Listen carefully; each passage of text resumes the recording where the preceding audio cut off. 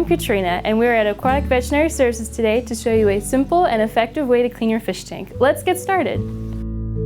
Today we're going to be talking about basic fish tank maintenance.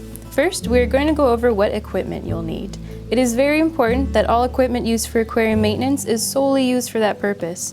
Do not use this equipment for household chores or anything else that might introduce chemical residues into your tank.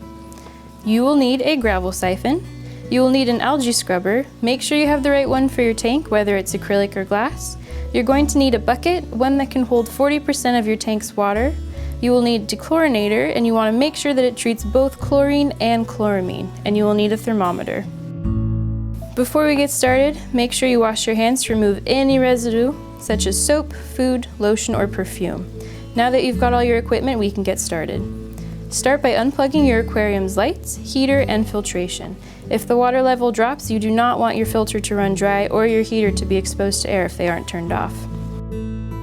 Next, we'll scrub the algae from the sides of the aquarium and from the decor. Before you start scrubbing, be sure to check your algae scrubber for any substrate that can have gotten caught in there. You want to make sure to remove this as it can cause scratches on your acrylic or glass.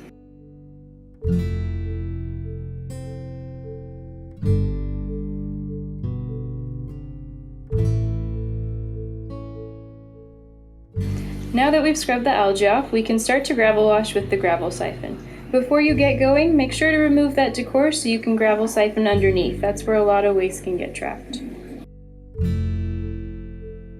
Insert the siphon into the gravel and wait a few seconds to allow the waste to move through the substrate and up the siphon. Continue to siphon your aquarium substrate evenly until the water level has dropped about 25 to 30%.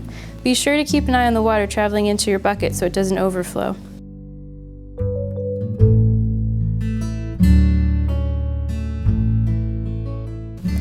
Now remove your filter media, whether it's sponges, balls, or rocks, and rinse them in your wastewater. If you rinse your filter media in water other than your tank water, you run the risk of killing your beneficial bacteria.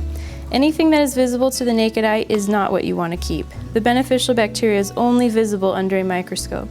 These do not have to be sparkling clean, but you do want to remove whatever waste is trapped in them. Now you can put your filter media back and dump your wastewater. Rinse and then fill your bucket with tap water to the same level as the water you've removed.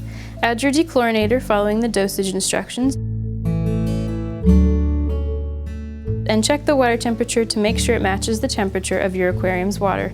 Adding water that is too hot or too cold can stress out and harm your fish. Turn on your lights, heater, and filtration.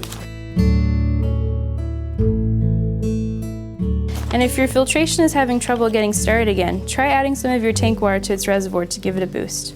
Make sure to wash your hands and you are all done. Repeat this every week to maintain a clean aquarium and healthy water quality. Thank you for watching our video. If you would like more information on fish health and husbandry, please check out our other videos in our website.